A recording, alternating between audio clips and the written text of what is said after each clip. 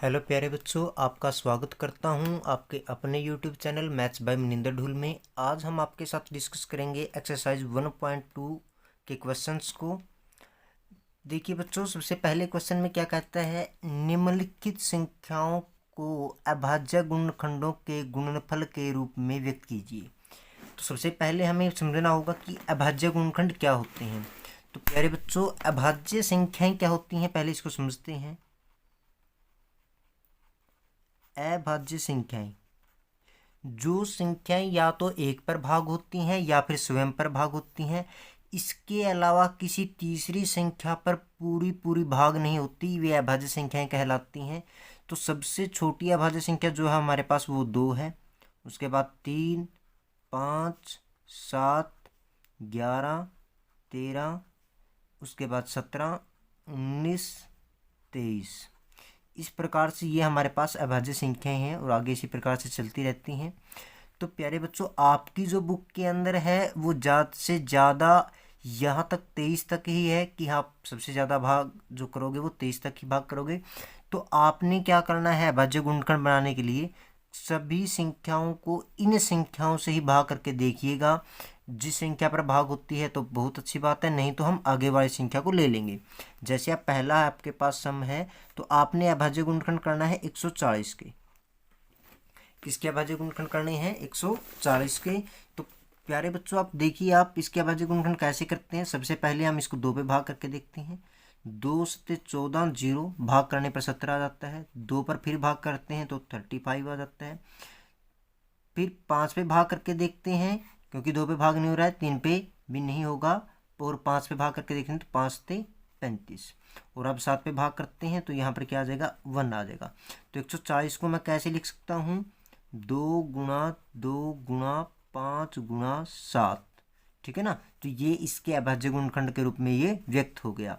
तो second part की बात करते हैं। सेकंड पार्ट में कहता है कि 156 के आपने अभाज्य गुणनखंड करने हैं। तो 2 पे भाग करते हैं बच्चों। 2 पे भाग करने पर क्या आता है, 2, देखिए पीछे 6 है तो 2 से भाग होगा ही। 2 से 2 सत्ते 14, 1 बच गया, 2 अट्ठे 16। 2 पे फिर भाग करते हैं, 2 तिया 6 आ जाता है, 1 बच जाता है, तो 2 में 18। अब 3 पे भाग करके देखते हैं तो 3 एकम 3, 3 तिया 9, 13 आ जाता है। 13 एक अभाज्य संख्या है, वो किसी से भाग नहीं होती, तो वो 13 से ही भाग होगी। तो 156 को कैसे लिखा जा सकता है, ठीक है, आप यहाँ पर भी लिख सकते हो। 156 को कैसे लिख सकते हैं, 2 गुणा 2 गुणा 3 गुणा 13। इन सब की आप गुणा भी करोगे तो 156 के बराबर ही आएगी। पार्ट नंबर 3 पर चलते हैं।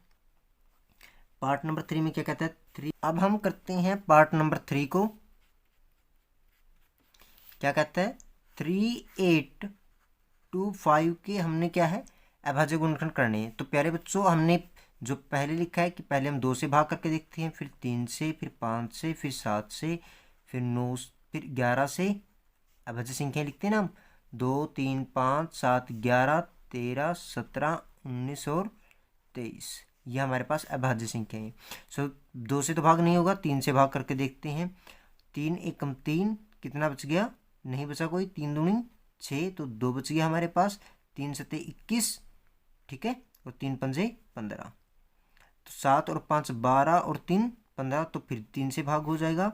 3 चौके 12। आपको प्रीवियस क्लास, जब आप छोटी क्लास में थे तो आपको पता होगा कि जब अंकों का जोड़ 3 से भाग होता है तो वो संख्या भी 3 से भाग होती है, इसलिए हम इनको जोड़ के देख रहे थे। तो 3 चौके 12 है हमारे पास, 3 दूनी 6, 3 पंजे 15।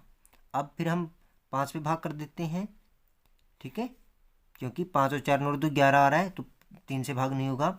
5 पे 5 अट्ठे 40, ठीक है ना, तो 2 बच गया हमारे पास। तो 2 हमारे पास अंक, तो 1 पंजो पंजो 25, 5 अट्ठे 40, 2 बचा था, 15 पंजो 25। अब 5 से विभाग करते हैं, 5 पे 17 पंजे 85, ठीक है ना, 5 से कम 5 और 3 बचा, 5 से 35, ऐसे भी कर सकते हैं। तो 17 से आप भाग करेंगे तो 1 आ जाता है।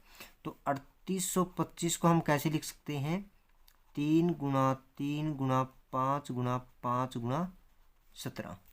इसी प्रकार से हमारे पास फोर्थ पार्ट आता है, वो कहता है कि 5005 के अभाज्य गुणनखंड करने हैं हमने।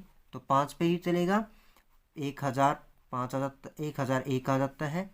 अब प्यारे बच्चों देखो 2 से नहीं भाग होगा, 3 से भाग नहीं होगा, 5 से भाग नहीं होगा, 7 पे भाग करके देखते हैं। 7 एकम 7, 3 बच जाता है यहाँ पर, 7 चौक 28, ठीक है ना, 2 बच जाता है, 7 या 21। अब 7 से भी भाग हो चुका हमारे पास, क्या दोबारा 7 से भाग होगा? नहीं। अब हम इससे आगे वाली संख्या पर इसको भाग करके देखते हैं। 11 एकम 11, कितना बच गया? 3, 11 3 33, तो 13 से भाग कर देते हैं तो 1 आ जाता है। तो 5005 के जो अभाज्य गुणनखंड है इस प्रकार से लिखते हैं, 5 गुणा 7 गुणा 11 गुणा 13 गुणा 1। ठीक है, लिखना चाहते हो तो लिख दो 1 को, नहीं तो कोई आवश्यक नहीं है। तो इसी प्रकार से हमारे पास लास्ट पार्ट बचता है इसका, फिफ्थ पार्ट। उसमें क्या कहता है, 7429 की अभाज्य गुणनखंड हमें ज्ञात करने हैं।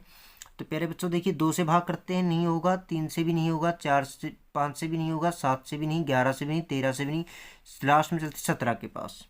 17 से भाग करते हैं।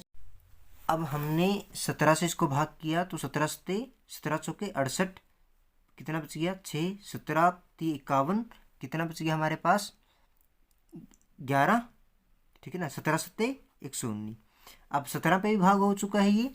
17 से भाग होने के बाद दोबारा क्या 17 में भाग होता है? ठीक है, नहीं हो रहा है तो फिर हम किसी पे भाग करेंगे? 19 पे। 19 से जब आप भाग करोगे तो यहाँ पे क्या बच जाएगा आपके पास? 23। तो इस प्रकार से 7429 के मल्टीपल क्या होंगे? 17 क्रॉस 19 क्रॉस 23।